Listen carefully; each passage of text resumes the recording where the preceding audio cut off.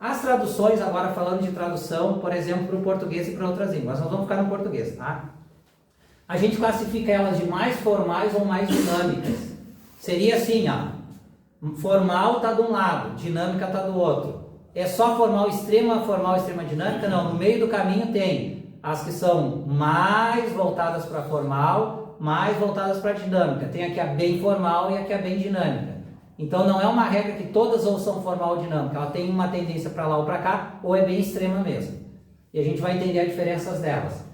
As formais, e aí vocês vão me ajudar a pensar qual vocês acham que é melhor antes da gente passar para a próxima tela. Vamos fazer uma votação. As formais, a preocupação maior é traduzir as palavras mais próximas ao relativo à língua da tradução. Exemplo, as traduções lá, ARC, que é Almeida Revista e Corrigida, e KJF, King James Fiel. O que essas traduções formais elas querem trazer? Palavra por palavra.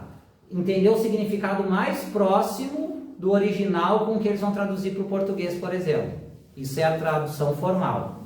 A tradução dinâmica, a preocupação não é tanto com palavra por palavra, mas é mais os seus contextos e significados para a língua da tradução, no nosso caso o português. Exemplo, a NAA, que é Nova Almeida Atualizada, a NVI, que é a Nova Versão Internacional, a NTLH, Nova Tradução da Linguagem de Hoje. Então, quem acha que a formal é melhor, levanta a mão aí, não vai aparecer no vídeo. Quem acha que a dinâmica é melhor? Beleza, tem muita gente que não tem opinião, a gente respeita. Olha só, todas são boas. É bom que se não tem opinião formada, tá aqui para aprender. Tá aqui para aprender, não é vergonha nenhuma. Vamos lá. Eu acho mais legal de ler só. Primeira coisa. Eu acho que as duas têm suas importâncias. Muito bom. Todas são boas. Hoje, graças a Deus, as traduções que a gente tem para o português, principalmente, ó, uma coisa que a gente tem que se ligar uma alerta. Tradução feita por uma pessoa só. Isso é um problema. Ela acaba sendo tendenciosa. A grande maioria das traduções são feitas por comissões. Todas essas aqui, a maioria são comissões, é o quê? Um grupo de pessoas que se reúne para traduzir uma Bíblia. E aí tem discussões, tem debates, um é calvinista, outro é arminiano, não, mas não pode botar isso que vai ficar mais tendencioso e tal. E aí tem aquelas discussões de uma comissão de especialistas em hebraico, grego e aramaico, traduz para o português. Aí beleza. Aí a gente tem mais imparcialidade, mais preocupação com a tradução, seja formal ou dinâmica. Todas são boas. Agora a gente vai ver umas diferenças aqui. Comparações na prática. Um texto na formal. Essa aqui é bem boa, olha a diferença.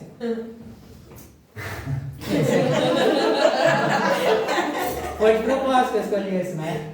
Mas o meu chifre tu exaltarás, como o chifre de um unicórnio, e eu serei ungido com óleo fresco. Salmo 92:10, na King James Fiel, que é mais formal. Então, no contexto de hoje, ó, essa tradução é mais perto da literal, porque a palavra lá, do hebraico, traduzida para nós, é chifre no português. Então quer dizer que vamos pregar isso aqui usando essa tradução. Irmãos, o chifre de vocês vai ser exaltado por Deus. E eu vou ali, vou ungir com óleo aí, simbolizando ungir o teu chifre com óleo. E daí? Tu vai ser igual um unicórnio. Eu vou aí, vou ungir teu chifre com óleo novo, óleo fresco. Quem é que vai vir aqui na frente para ser o primeiro para ungir o chifre? Deu ruim, né? Ó, e essa tradução está correta. Ela não está errada, ela está mais correta, mais próxima do original. Agora vamos ver na dinâmica na NVI, o mesmo texto. Tu aumentaste a minha força como a de um boi selvagem, derramaste sobre mim óleo novo. O que faz mais sentido para nós? Porque o chifre na cultura do hebraísmo, vendo o hebraísmo, ó, no hebraísmo o chifre não era sinal de traição, que a mulher botou guampa no homem, que nem é para nós hoje. Tá? Era força, o chifre era a força do boi. Para isso chamar um homem chifrudo não era de que a mulher traiu. Ó, tu tem um chifre forte, quer dizer que tu é um homem forte, tu tem força. E aí na NVI o que ela fez? A NVI está mais longe do original, gente. Ela está mais longe do original. Mas ela está preocupada no contexto para nós. Nova Versão Internacional. É a Bíblia que eu uso para pregar e para eu estudar. A minha Bíblia principal. Uma pausa. eu uso aqui muito para ler no celular, sabe, a NA. NA, é ótimo. Nela ali até o contexto você diz, porém tu exaltas o meu poder como foi selvagem e derramas sobre mim um óleo fresco. Derramas não é derramaste. Mas assim, ó, o que acontece, irmãos, assim, o contexto, a diferença para nós, o que eu quero trazer aqui? Essa interpretação formal, ela fala de um chifre, que um homem com chifre hoje na nossa cultura brasileira é que foi traído pela mulher. A gente já vai ficar com isso aí. Mas na cultura deles o chifre era força. Essa tradução é mais literal, mais real, mais fiel ao original. Mas essa aqui é melhor para nós entender. Ela está preocupada com um contexto. A NA é a mesma coisa que essa aqui. Ela está preocupada com um contexto, porque ela é mais dinâmica. O que ela quer dizer? O que o texto quer dizer para nós hoje? Lá era chifre, mas para nós não faz sentido o chifre. O chifre é um hebraísmo que a gente estudou hoje, entenderam? Para nós isso aqui fica mais fácil de entender. Então, nenhuma é errada, a outra é mais real, mais literal, e essa aqui é melhor para nós entender. Sim. Mais um exemplo, formal.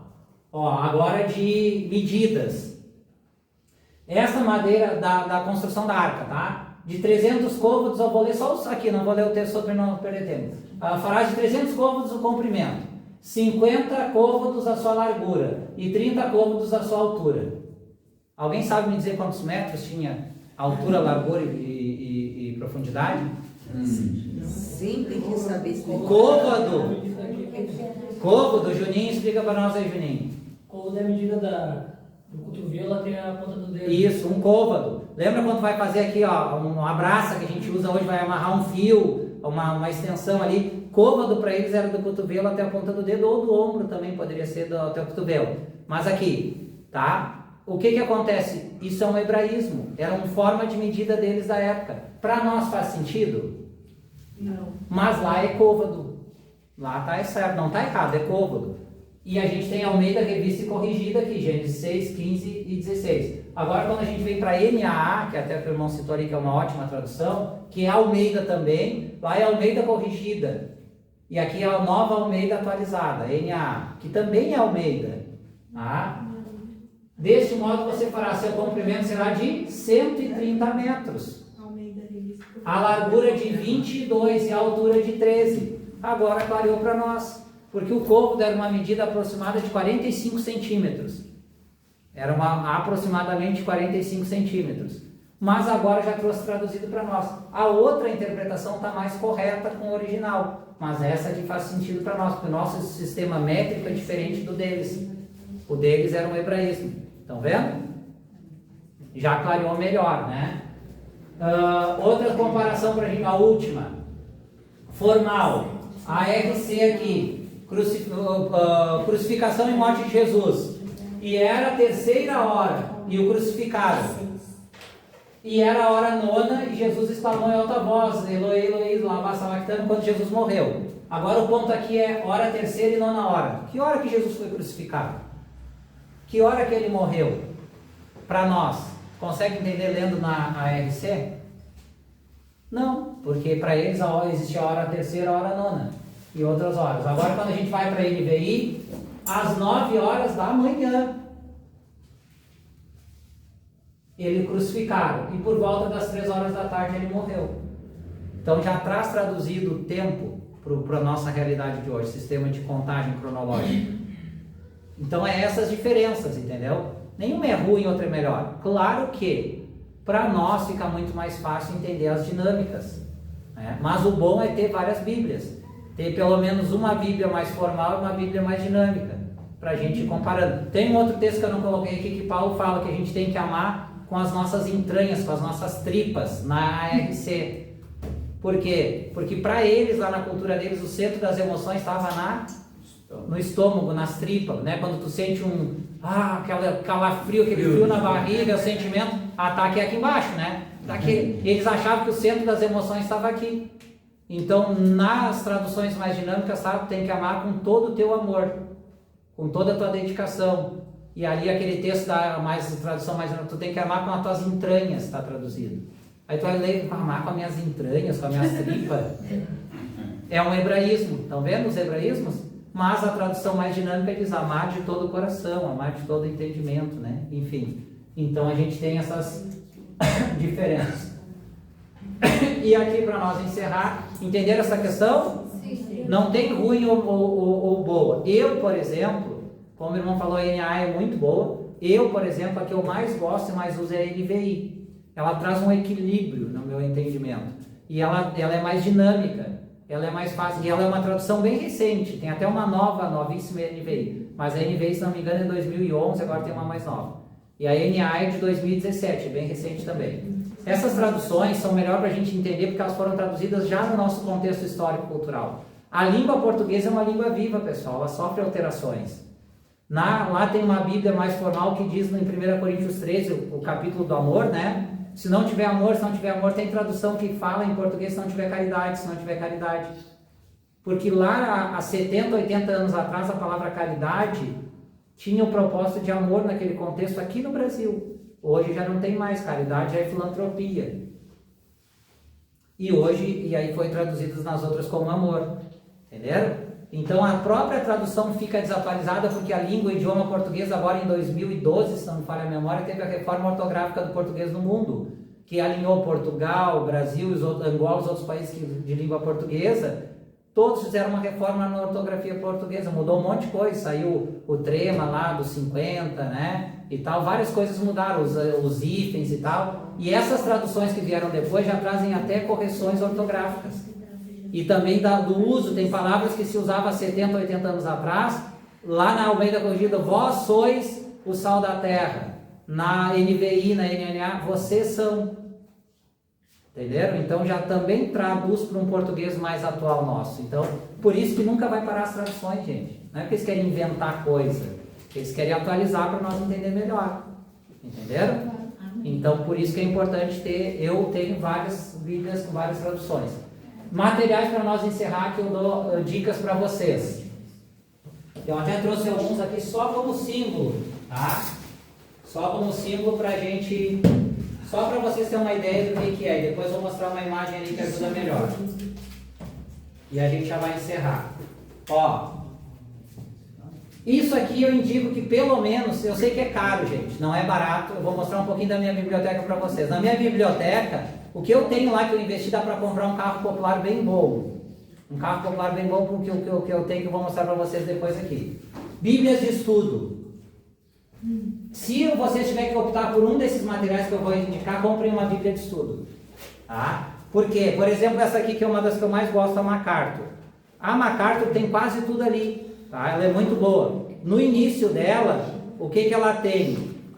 Ela tem, além do comentário bíblico embaixo do texto, que ela tem todo o comentário versículo por versículo, ela vai ter aqui no início dela, ó, título, lembra aquelas regrinhas que eu falei para vocês? Ela tem o título, autor e data, pano de fundo, temas históricos e teológicos, dificuldade de interpretação, estrutura e um esboço. Em todos os livros no início vai ter isso aqui.